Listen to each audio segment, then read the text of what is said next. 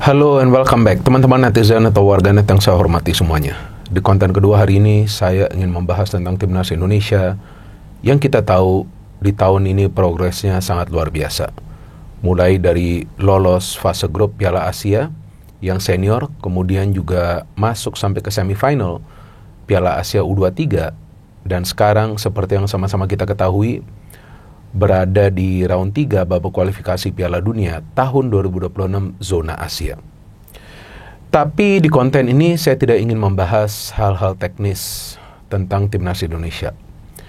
Karena kan pertandingan selanjutnya nanti ada di bulan Maret ya untuk Timnas senior ya. Lanjutan pertandingan babak kualifikasi Piala Dunia tahun 2026 zona Asia round 3. Nah, enak banget ya ngomongnya ya. Sekarang ini kita sudah membahas tentang Timnas Indonesia yang sedang berjuang untuk lolos ke Piala Dunia. Walaupun saya ulangi lagi, mungkin sudah 50 atau 60 kali ya saya katakan ini, bukan saja di channel YouTube Triple B, tapi juga di platform lainnya, bahwa tidak ada jaminan atau kepastian Timnas Indonesia kita akan lolos ke Piala Dunia. Artinya mau pelatihnya siapapun, apakah itu Shin Tae-yong, Zinedine Zidane, Pep Guardiola, Erik ten Hag, atau siapapun lah pelatih top dunia lainnya, tidak ada jaminan atau garansi Timnas Indonesia kita akan bisa lolos ke Piala Dunia. Artinya apa? Lebih baik kita fokus untuk mendukung Timnas Indonesia kita yang sedang berjuang untuk lolos ke Piala Dunia.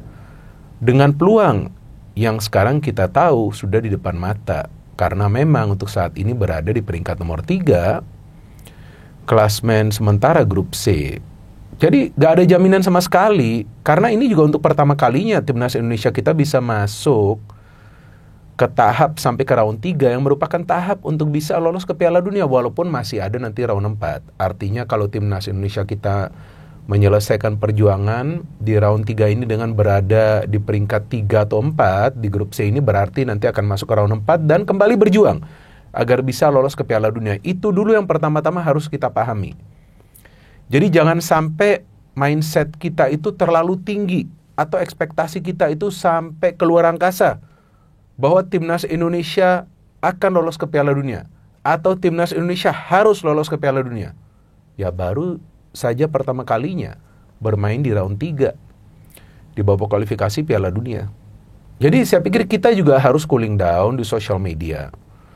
Tapi selain itu juga kita juga harus pahami bahwa peran kita sebagai supporter ini sangat besar.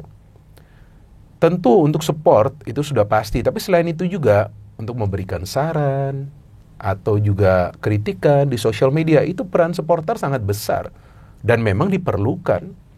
Bukan saja kan di Indonesia, tapi juga di luar negeri kan sama ya. Tapi jangan lupa loh, sebelum nanti Timnas Indonesia senior bermain di kualifikasi Piala Dunia, nanti Timnas Indonesia U20 juga akan bermain di Piala Asia U20 di bulan Februari. Itu pun kita harus memberikan support. Dan dengan harapan Timnas Indonesia U20 juga bisa nanti lolos ke Piala Dunia. Karena targetnya kan sekarang sama nih.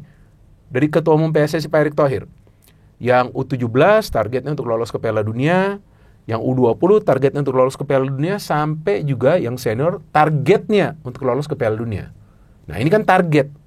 Kalau kita bicara soal target, ya tergantung lagi nanti dengan persiapan dari tim dan juga pemain-pemain yang tersedia untuk bermain. Yang kita harapkan semua pemain, baik itu di senior, U20 dan juga U17, akan fit 110%. Tapi kita juga harus pahami, ini untuk pertama kalinya Timnas Indonesia kita masuk ke tahap untuk bisa lolos ke Piala Dunia. Artinya peran dari supporter ini sangat besar. Selain juga tadi saya katakan support, kasihlah kritikan dan juga masukan. Dan tidak ada yang namanya larangan. Sama sekali. Tidak ada yang namanya larangan untuk memberikan pendapat di sosial media. Sama sekali tidak ada larangan ya. Ini juga harus kita sadari. Gak ada larangan. Jadi silakan berikan pendapat kalian, berikan saran kalian, berikan kritikan kalian. Itu perlu loh. Saya katakan sekali lagi perlu. Bahkan saya sebagai pengamat selalu memberikan kritikan, sering memberikan saran, dan sering juga memberikan analisa secara logis, pakai akal sehat. Itu juga harus kita pahami. Saya tahu sebagian dari teman-teman yang merupakan netizen plus 62 yang budiman dan bijak, kadang-kadang juga emosional. Sehingga jari-jarinya atau mulutnya tidak terkontrol. Tapi kita juga harus sadar bahwa ini timnas Indonesia kita yang kita kawal dan tentunya yang kita cintai. Artinya jangan sampai kita mengatakan sesuatu yang bisa menyulitkan para pemain juga untuk perform di atas lapangan. Bahwasannya para pemain melakukan kesalahan, saya pikir itu adalah hal yang wajar dalam sebuah pertandingan sepak bola. Bahkan seperti yang pernah saya katakan sebelumnya, legenda sepak bola Belanda, Johan Cruyff, pernah mengatakan bahwa pertandingan sepak bola itu penuh kesalahan. Dan tim yang paling sedikit melakukan kesalahan punya peluang untuk meraih kemenangan. Artinya jumlah kesalahan dari para pemain timnas kita itu memang perlu dikurangi di semua level lah, supaya tidak bisa dimanfaatkan oleh para pemain tim lawan. Artinya di peran supporter bagi timnas Indonesia ini sangat besar. Belum lagi kalian yang biasa nonton di stadion kan, di GBK tuh kan, itu kan penting sekali memberikan tambahan semangat kepada para pemain yang berjuang. Dan semua pemain mengatakan itu, bahwa luar biasa support dari para supporter yang hadir di stadion. Tapi selain itu juga perlu support di social media dengan cara yang positif, dengan cara yang elegan, supaya juga jika supporter-supporter dari luar melihat pergerakan atau apapun yang terjadi di social media terkait dengan supporter timnas Indonesia, juga bisa melihat bahwa sebetulnya timnas Indonesia ini punya supporter-supporter yang mindsetnya ini terbuka, dan memang yang punya kemampuan memberikan analisa serta kritikan serta saran untuk timnas mereka. Itu yang sangat penting. Jadi tidak ada larangan sama sekali. Kenapa saya mengatakan ini? Karena saya menerima banyak DM dan juga sampai ada yang mengirimkan email yang memberikan bermacam-macam analisa. Dan saya bahkan menyarankan kepada mereka, ya silakan kalian bisa berpendapat di sosial media, gak perlu juga mengatakan kepada saya. Karena saya bukan pengamat yang pro atau kontra tentang sesuatu hal. Saya pengamat yang berdiri di tengah-tengah, perlu memberikan analisa secara fair. Artinya cover all angle, menutupi semua sisi. Jadi perlu saya sampaikan, ada saatnya saya akan memberikan apresiasi, ada saatnya saya akan memberikan kritikan, tapi kata-katanya itu harus sopan. Karena ya kita kan sekarang kan memakai social media ini sebetulnya adalah alat yang memang memungkinkan kita untuk bisa berinteraksi dengan orang lain. Artinya kenapa tidak kita memakai social media ini dengan cara yang benar, dengan berinteraksi secara sopan. Itu juga yang kemungkinan akan didengar oleh para pemain, oleh pelatih, oleh juga tentunya Ketua Umum PSSI Pak Erick Thohir. Saya pikir terbuka mereka semua untuk mendengarkan saran dari kita semua. Kan kita semua kan ingin agar timnas kita ini selalu progres, dan progres ini memang perlu dipertahankan.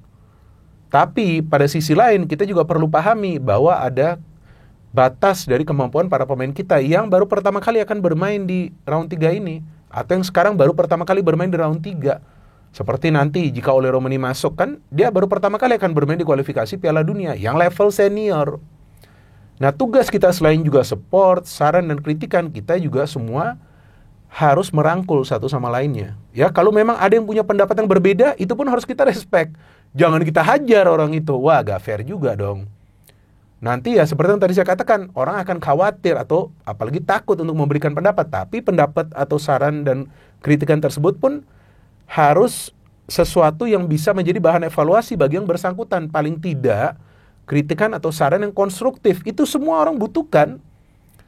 Karena saya harapkan jangan sampai nanti ya teman-teman netizen ini yang merupakan supporter dari timnas ini malah mulai takut memberikan pendapat kalian. Gak ada masalah, kasih saja pendapat kalian. Walaupun saya juga banyak diserang pada saat saya kritik atau pada saat saya memberikan apresiasi, tapi itu adalah bagian memang dari resiko saya sebagai pengamat. Karena pengamat pasti akan selalu dianggap sebagai pengamat yang berat sebelah. Sama seperti yang pernah saya upload posting di IG saya sebelumnya. Kan pada saat itu kan saya posting, saya tulis. Pada saat itu saya siaran loh. Sebelumnya saya siaran pertandingan Persija, terus kemudian saya siaran pertandingan Persib. Ini real.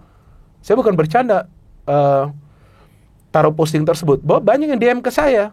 Wah, Anda ini pengamat yang berat sebelah. Anda ini tidak netral. Padahal saya gak ada membela tim tertentu. Pada saat saya siaran Persija, terima begitu. Pada saat saya siaran Persib, terima begitu. Jadi serba salah juga bagi saya. Apa yang harus saya lakukan gitu? Kalau memang perlu saya apresiasi, kenapa tidak saya apresiasi? Kalau perlu saya kritik, bukan berarti saya anti kan dengan tim tersebut. Tapi saya tidak pernah putus semangat. Walaupun beberapa hari lalu saya sempat juga down. Ini jujur, males juga lah. Karena ya saya gak mau istilahnya sibuk untuk bisa membela diri saya sendiri. Padahal saya tidak melakukan sesuatu yang salah gitu. Tapi teman-teman yang merupakan supporter dari Timnas Indonesia harus benar-benar mengawal Timnas Indonesia. Karena Timnas Indonesia kita sekarang ini sedang menjadi bahan pembicaraan karena grafiknya lagi meningkat. Apalagi yang bermain di Piala Dunia kan. Coba lihat itu lawan Arab Saudi, dibantai begitu Arab Saudi 2-0. Sampai gak bisa main kan. Jadi inilah pentingnya peran dari supporter yang baik ya untuk bisa terus mendukung Timnas Indonesia agar Timnas Indonesia kita ini stabil performanya. Dan saya juga ingin tentu Timnas Indonesia kita bisa lolos ke Piala Dunia, tapi nanti tergantung lagi bagaimana performa dari para pemain, bagaimana taktik dari pelatih, ya kan? Dan kita harapkanlah gak banyak juga nanti pergantian pemain dilakukan dari starting lineup. Artinya yang memang perlu dimainkan adalah pemain-pemain pilar yang memang sejauh ini perform. Jadi perlu juga dilihat performa dari pertandingan sebelumnya. Tapi ya bagi seorang pelatih biasa dia akan mengambil resiko itu. Nah kita sebagai supporter juga perlu mengingatkan. Dan gak ada masalah juga. Tapi kalau kita memberikan kritikan dengan menghujat, sampai menghina, bahkan menyebarkan fitnah. Nah itu gak boleh dong. Ya kan? Itu kan sebetulnya tidak diperbolehkan juga.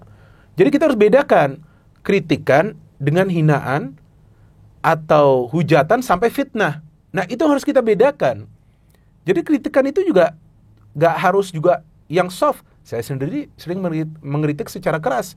Bahkan caption-caption kadang-kadang saya pakai juga yang keras. Tapi bukan berarti saya menghujat, enggak. Karena itu memang sesuatu yang saya lihat sendiri pakai mata kepala saya gitu. Dan sebagai pengamat saya harus fair dalam memberikan penilaian saya.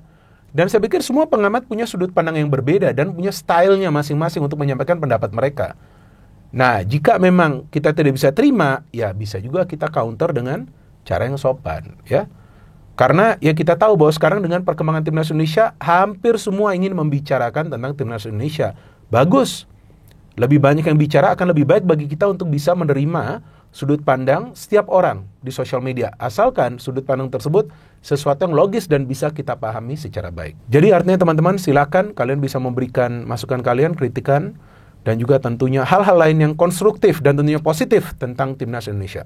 No hate, no politics, only football. Salam sepak bola.